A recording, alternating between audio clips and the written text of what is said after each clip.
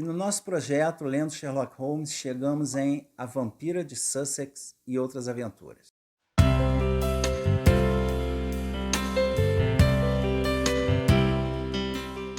Olá a todos, bem-vindos ao Livros e E-Books, eu sou o Carlos.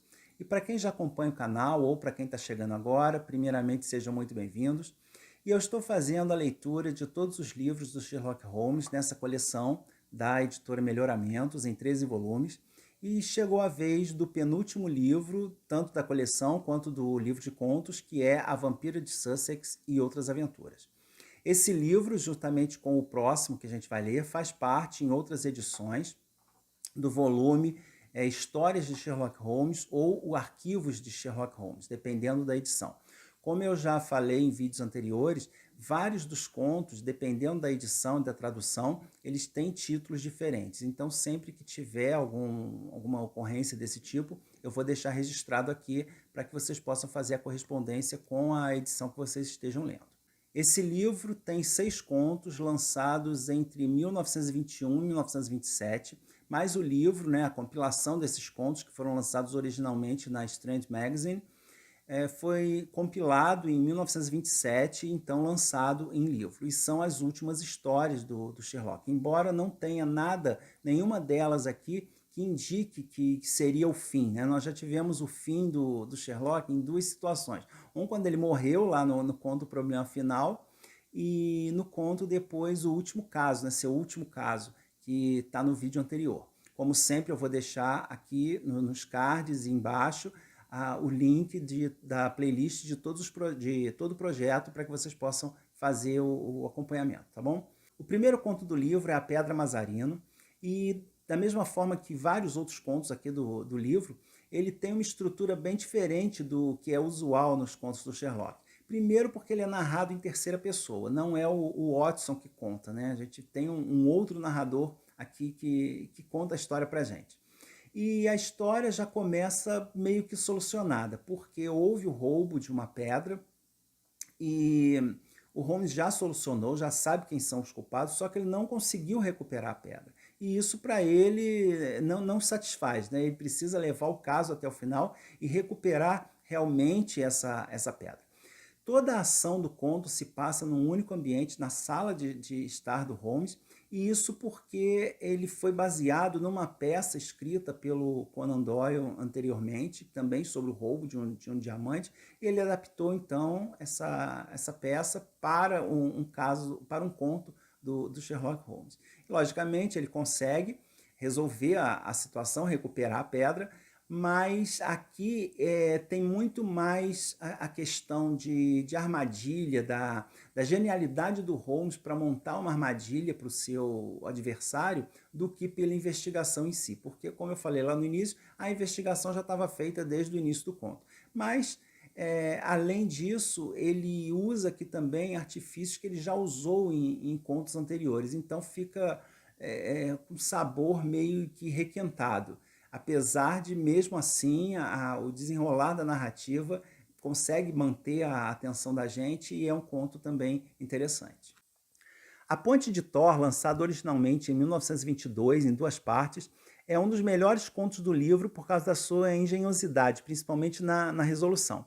O Holmes aqui, ele é procurado por um homem, que a esposa foi assassinada no interior, supostamente pela governanta, inclusive a polícia já resolveu a situação, mas o homem não fica satisfeito com o resultado, ele acha que tem alguma coisa errada e vai procurar o Sherlock. Ele fica intrigado porque todas as pistas levam exatamente à mesma conclusão que a polícia, mas ele percebe uma ou outra coisa ali que, apesar de diferente, do que acontece na maioria das suas investigações, ele não consegue encaixar dentro da história. Então ele sabe no seu íntimo que tem alguma coisa errada, mas ele não consegue encaixar essa pista. Ele demora bastante até conseguir fazer isso e normalmente a gente descobre que a situação então toma um rumo totalmente diferente e leva a conclusões bem diversas das que já tinham sido descobertas aí pela polícia, Um conto bastante interessante, bem engenhoso. O próximo conto é com certeza o mais bizarro de toda a carreira do Sherlock. É O Homem que Rastejava ou O Homem que Andava de Rastros, de 1923. O Holmes é procurado por um jovem que está noivo de uma moça, filha de um cientista, que após desaparecer por 15 dias, ele volta com um comportamento bastante estranho. Ele está muito agressivo com todas as pessoas dali da família, ele era uma pessoa amável, mas agora ele tem uns rompantes de violência. Ele tem um comportamento estranho, às vezes ele é visto durante a noite andando de quatro pela casa, pelos corredores da casa, grunhindo. E então pode ser ali uma doença mental, mas o Watson mesmo fala que ele nunca viu algo desse tipo. E, na verdade, o que se trata aqui são de experiências científicas, teorias científicas meio bizarras, né? Então, a explicação da situação no final é um tanto quanto bizarra, não colou muito bem, apesar do desenvolvimento da trama aqui ser muito interessante, né, por causa dessa diferença da temática. O Holmes começa a investigar e ele chega à conclusão, principalmente por causa do comportamento do cachorro da família, que era muito afetuoso com esse dono, e agora, em determinados momentos, ele até avança e tenta mordê-lo, e realmente fica transtornado na presença desse novo dono, né? Então, na verdade, o Holmes descobre que tem aí por trás disso uma busca de uma fórmula mirabolante, tipo uma fonte da juventude, né? Então é um conto bem bizarro, que tem também um outro aspecto interessante, que é o Watson falando sobre ele mesmo, sobre o papel que ele acha que ele desempenha nas investigações do Sherlock, e como ele é importante como contraponto para as deduções, né? Ele não tem essa capacidade do Sherlock, mas ele auxilia em diversas outras formas, então ele reconhece a própria importância que ele tem como auxiliar do detetive na resolução dos casos. A Vampira de Sussex é um dos contos mais famosos do Sherlock, embora na maioria dos livros esteja como o vampiro, a vampira é melhor porque realmente se trata de uma mulher.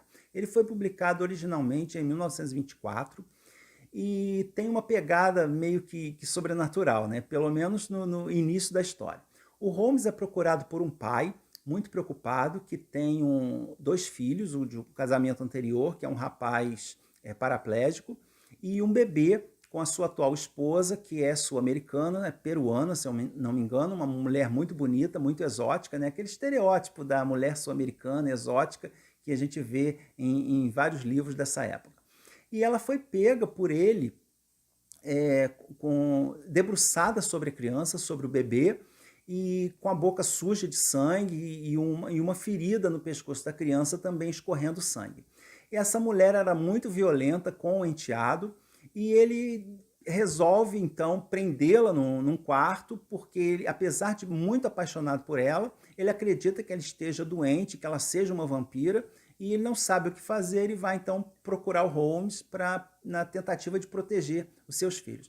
Logicamente, o Holmes, que não acredita em nada de sobrenatural, descobre a verdade sobre a situação, vai investigar e realmente a solução aqui é bem pé no chão, não tem absolutamente nada de sobrenatural. Mas é um desenvolvimento de um conto muito bom, é uma narrativa bastante interessante, um dos melhores contos do livro. Os Três Garridebs é um conto bastante interessante, com esse título inusitado, foi lançado originalmente em 1925, e ele tem certa semelhança também por causa da história mirabolante com alguns contos anteriores, como, por exemplo, A Liga dos Cabeças Vermelhas, porque aqui também tem uma situação, um anúncio publicado no jornal, em que um homem deixou uma fortuna enorme, que como ele não tem herdeiros, essa fortuna é para ser dividida entre três pessoas que tenham o sobrenome Garrideb. Existem dois deles, um nos Estados Unidos, um na Inglaterra, e eles procuram então o Holmes para que juntos ele possa encontrar o terceiro Garrideb que possa possibilitar então o cumprimento desse testamento.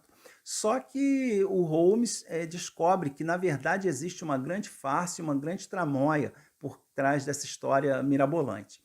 Um interessante também desse conto, e diferente, é que aqui, em determinado ponto, o Watson sofre um ferimento bem perigoso, bem forte, né?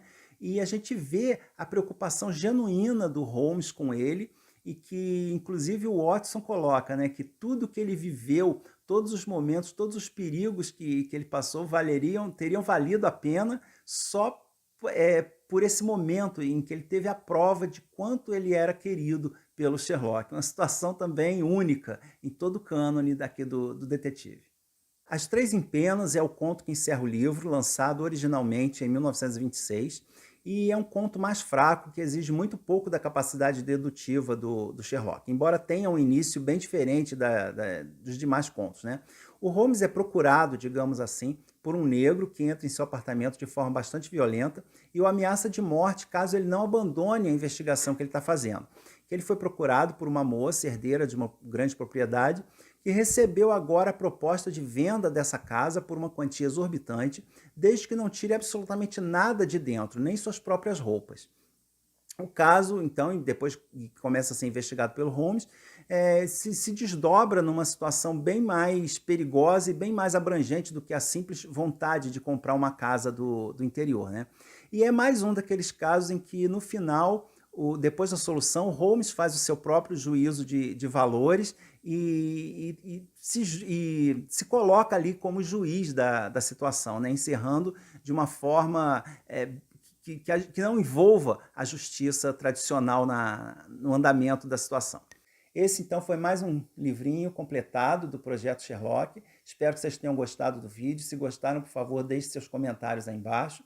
Divulguem o vídeo, assinem o canal se ainda não forem inscritos. E a gente vai dar continuidade aqui à leitura do Sherlock Holmes, tá bom? A gente se vê no próximo vídeo. Um grande abraço para vocês. Tchau, tchau.